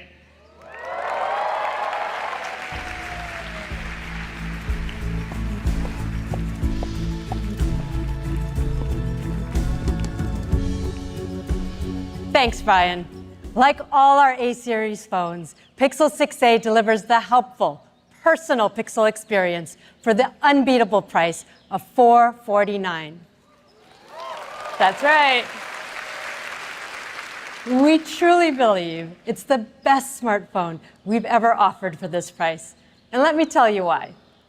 Pixel 6a shares the same iconic design language introduced on Pixel 6, with a unique two-tone look and slim bezels surrounding our perfectly pocketable 6.1-inch display. And you'll notice the Pixel camera bar, which houses our dual rear camera system with a 12-megapixel main and ultra-wide lens. And all of that is encased in our recycled aluminum frame. Of course, the real magic of Pixel 6a is what you're able to do with it. In years past, the A-series really took advantage of Google's strength in AI to get the most out of affordable hardware. So we could deliver our core Pixel features for a low price. And that was great. The combination of Google Smarts and a mid-range processor produced amazing smartphones that our users love. However, as Brian mentioned, we now have our own Google Tensor SoC. So for the first time, we've developed a common hardware system that we've scaled across the Pixel portfolio, from our flagship phones to our A-series. So what does that mean? It means that Pixel 6a includes the same fast 5G connectivity as Pixel 6 and 6 Pro. It uses the exact same security architecture with Titan M2 for industry-leading protection that makes the phone more resilient to attacks. And most importantly, Pixel 6a uses the same premium Google Tensor SoC as our Pixel 6 Pro.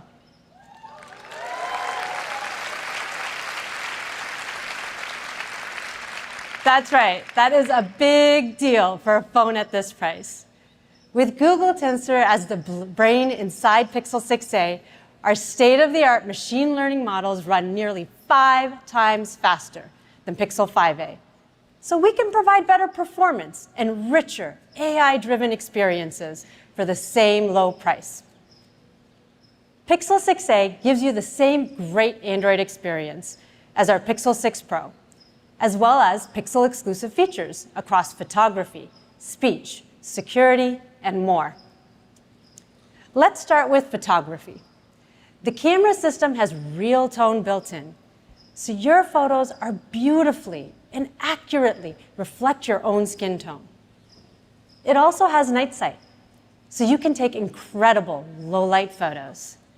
And yes, Pixel 6a includes Magic Eraser in Google Photos to remove those distractions from your otherwise perfect pictures. Now, there might be other people on the beach, but that doesn't mean you want them in your beautiful photos. With just a tap, you can make them disappear like magic.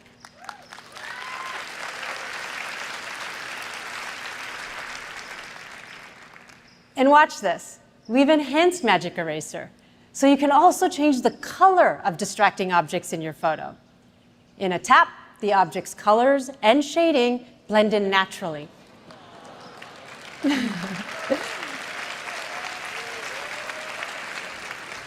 So the focus is on the subject, where it should be. Now, let's talk about speech. Tensor's strength in machine learning enables amazing on-device speech features, like live caption, recorder, and live translate. It's like having a personal interpreter and translator wherever you go. It even works in airplane mode, and protected computing ensures your speech data remains private with on-device processing. The other week, I was at my local bank, and I noticed someone struggling to communicate in English with the bank teller. It reminded me of my childhood interpreting for my grandmother and helping her navigate a vital daily task. The bank visitor pulled out their phone and started talking to it in interpreter mode. And just like that, the language barrier was gone. The bank employee knew exactly how to help the person. What could have been a really frustrating moment became an empowering one. Now, breaking down language barriers shouldn't be just for the most expensive smartphones. It should be for everyone. And thanks to Tensor, we're able to bring Live Translate to Pixel 6a.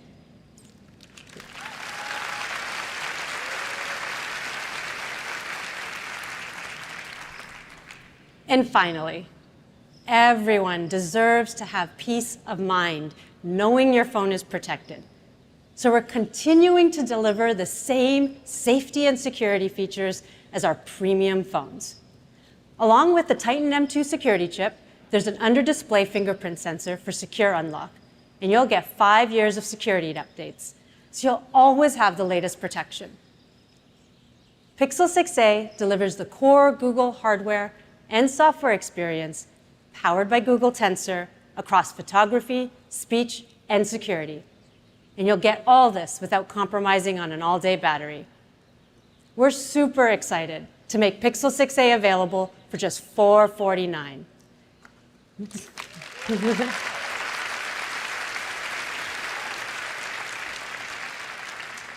It comes in 3 colors, so you can order one on July 21st or pick it up in store on the 28th. Back over to you, Brian.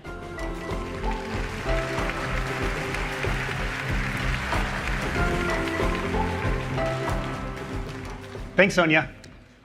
Google prides itself on creating helpful technology for everyone. And with the A series, the Google smartphone experience is available to more people. But for those who want the latest, greatest, and fastest, we're also working on our next generation Pixel 7 phones. Let me give you an early preview so you can see what's coming this fall.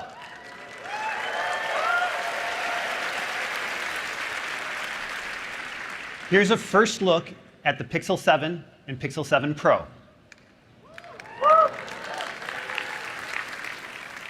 You can see that we've extended the aluminum finish to the entire camera bar for the next evolution of the Pixel design language. The housing and camera bar are made from a single piece of 100% recycled aluminum.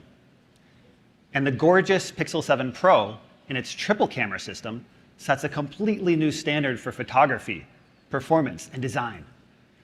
I really love the contrast of the different materials and the simplicity of the design. The polished aluminum looks beautiful with the glass in the back of the phone. On the inside, Pixel 7 and 7 Pro are designed to deliver the most helpful, most personal experience you can get in a smartphone. They'll use the next generation of our Google Tensor SoC, bringing even more AI-heavy breakthroughs and helpful personalized experiences across speech, photography, video, and security. And of course, both phones will ship with Android 13 and all the goodness that comes with their latest mobile OS. That's all we'll share about Pixel 7 and Pixel 7 Pro today, but check out the Google Store online for more details and new experiences powered by Google Tensor in the coming months.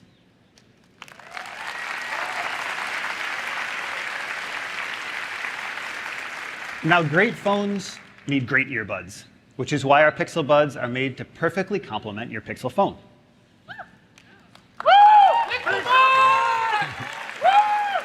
And this summer, we're excited to expand the Pixel Buds family with a Pro tier offering.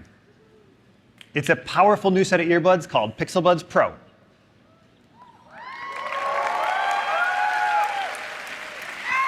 Let's take a look at what makes them so special. These earbuds have all the helpfulness and smarts you'd expect from Google, embedded in the best mobile audio hardware we've ever designed. And they're the first Pixel Buds with active noise cancellation.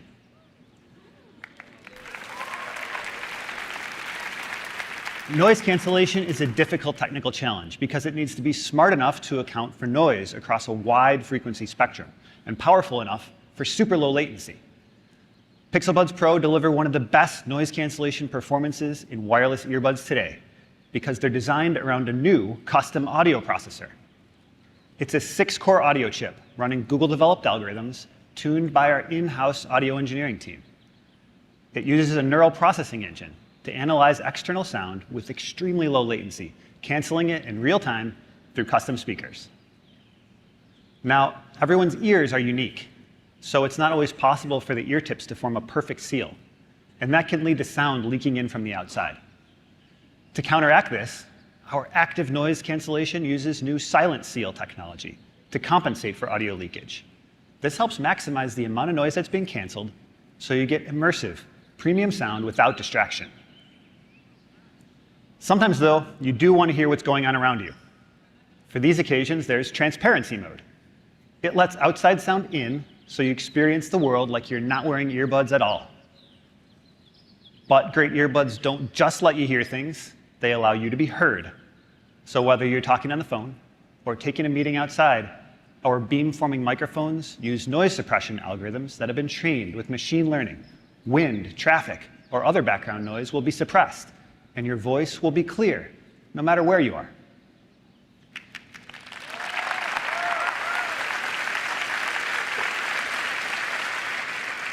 The custom audio chip is also engineered for power efficiency, so you get more out of the battery. In fact, Pixel Buds Pro gives you up to 11 hours listening time, or 7 hours with active noise cancellation turned on, so you can tune out the noise on that long flight.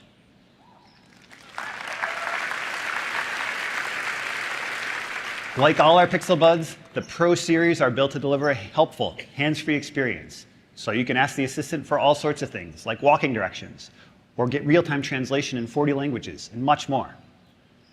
Pixel Buds Pro will support multi-point connectivity, so your earbuds know to automatically switch from a podcast on your phone to a video call on your laptop. It's so much easier than clicking into your Bluetooth settings, and it works between your compatible phones, tablets, laptops, and TVs. And later this year, we'll update Pixel Buds Pro to support spatial audio. So when you watch a movie or TV show on compatible Pixel phones, you'll be right in the middle of the action.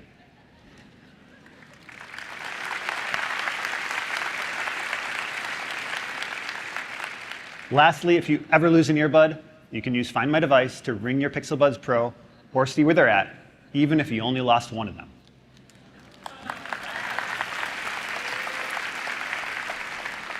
The new Pixel Buds Pro come in 4 colors. They'll be available online for pre-order on July 21st and on sale the 28th, delivering the smarts of Google and top-tier active noise cancellation for $199. And here's Rick with a few more Pixel updates.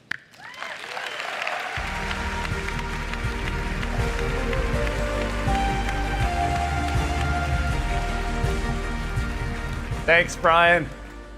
We've got a lot in the Pixel pipeline, representing investments across all different kinds of technologies. Custom silicon with Google Tensor, new multi-device experiences on Android, like Samir and Lisa shared earlier, cutting-edge AI research, helpful software and services, powerful data security with Titan M2, and so much more. It's an incredible tech stack.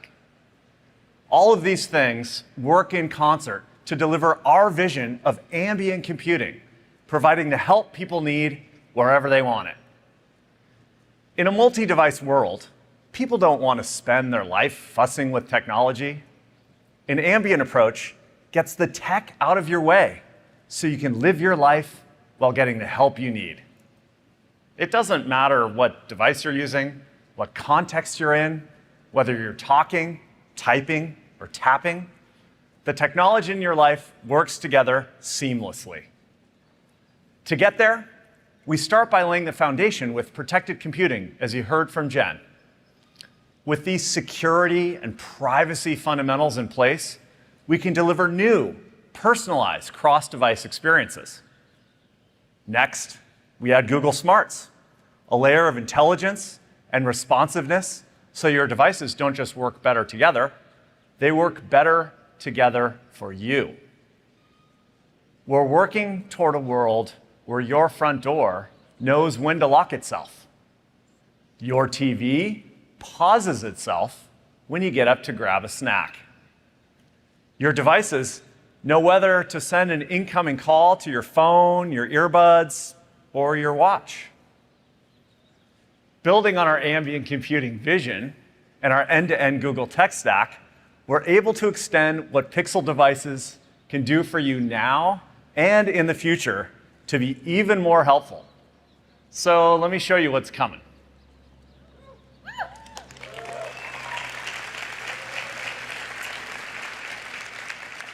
We will start with a quick preview of the new Google Pixel Watch.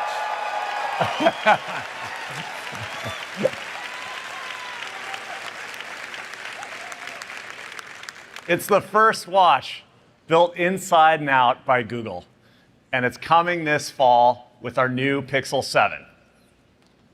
Pixel Watch has a bold circular dome design, a tactile crown, and beautiful recycled stainless steel with customizable bands that seamlessly attach. And Pixel Watch delivers an outstanding Wear OS experience on your wrist. It features an improved Wear OS UI with more fluid navigations and smart notifications. It's all designed to be tappable, voice-enabled, and glanceable, so you can be more present at home, at work, or on the go. You can ask the assistant for help getting things done, and for those little bits of information you need throughout the day. And with Google Maps, you can get directions on the go even without your phone.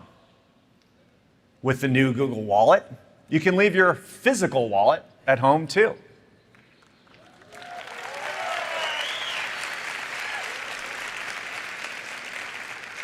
You can quickly tap to pay at the store or to ride the subway.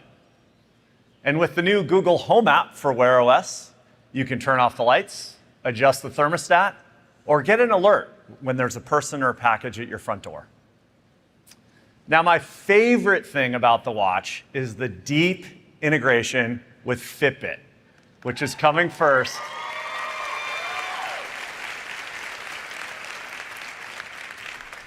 It's coming first to the Google Pixel Watch for industry-leading health and fitness experiences. You can get insights into your health with continuous heart rate and sleep tracking. You can see your active zone minutes when you're working out and track your stats and progress against your personal fitness goals.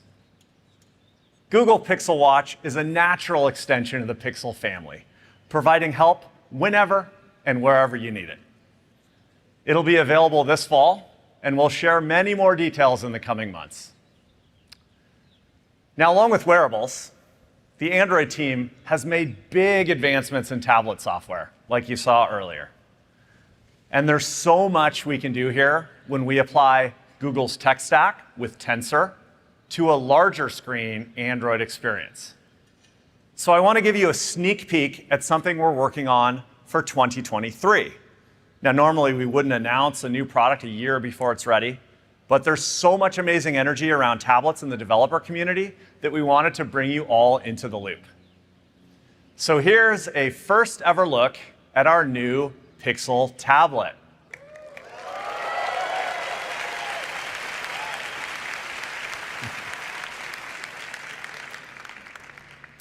It's a next generation Android tablet powered by Google Tensor, designed to be a perfect companion for your Pixel phone.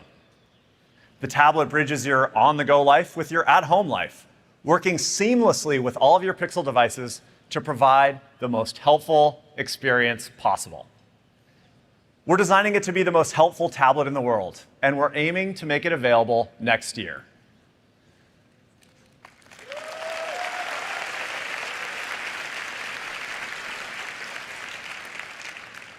So to quickly recap, Pixel 6a and Pixel Buds Pro are coming this summer, and we'll have lots more details to share soon about Pixel 7, Pixel 7 Pro, Pixel Watch, and the new Pixel tablet.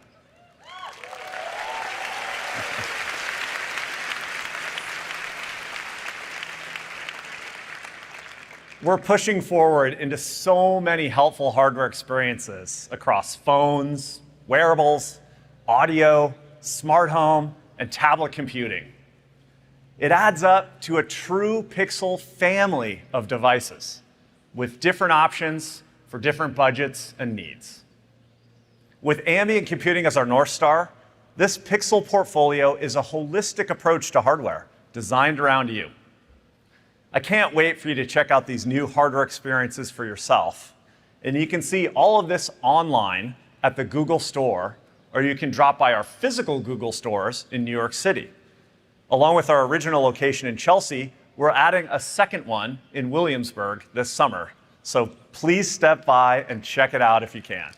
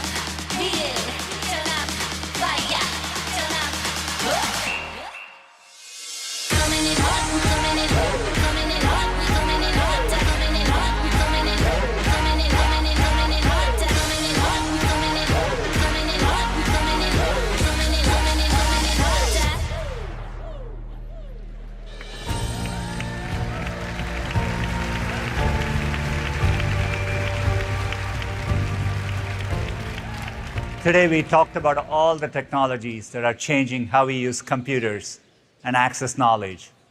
We see devices working seamlessly together, exactly when and where you need them, and with conversational interfaces that make it easier to get things done. Looking ahead, there is a new frontier of computing, which has the potential to extend all of this even further, and that's augmented reality. At Google, we have been heavily invested in this area. We have been building augmented reality into many Google products, from Google Lens to multi-search, scene exploration, and live and immersive views in maps.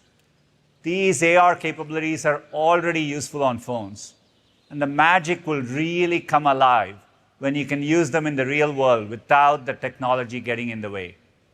That potential is what gets us most excited about AR. The ability to spend time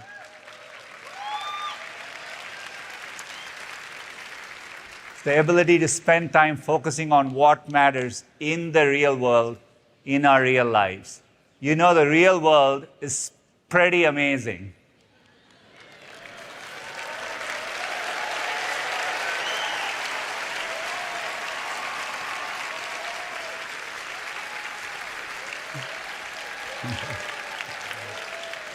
It's certainly looking that way to me right now. It's so good to be back in Shoreline, and I can tell you're all enjoying it too.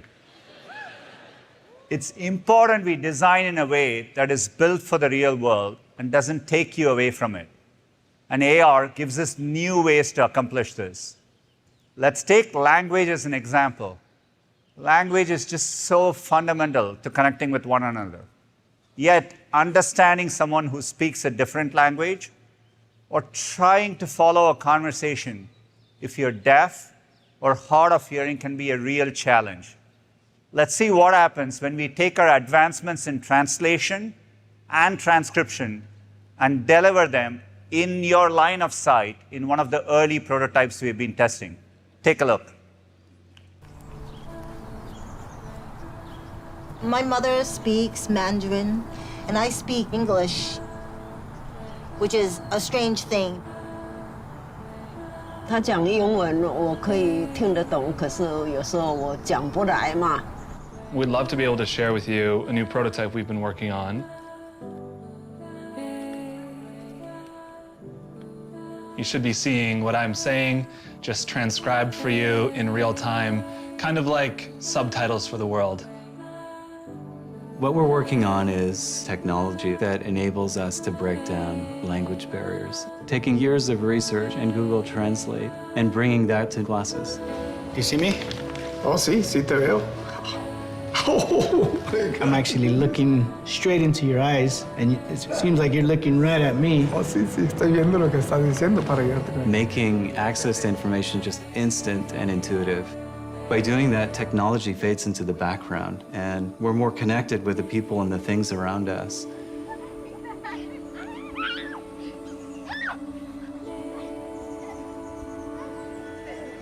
Giving people the gift of communicating with anyone, no matter what language they speak, I think is a really powerful thing. Que tengo que dialogar con muchas personas que solamente hablan inglés. Como magia para mí, porque voy a ver cosas que voy a entender lo que ellos dicen por completo y... Yes, 可以互相沟通。我爱你。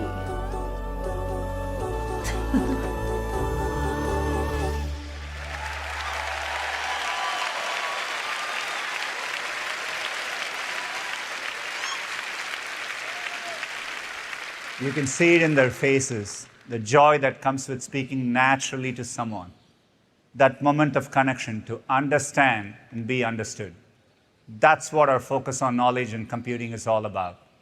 And it's what we strive for every day with products that are built to help. Each year, we get a little closer to delivering on our timeless mission. And we still have so much further to go.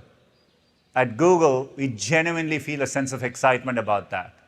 And we are optimistic that the breakthroughs you just saw will help us get there. Thank you to all of the developers, partners, and customers who joined us today. We look forward to building the future with all of you. Thank you so much.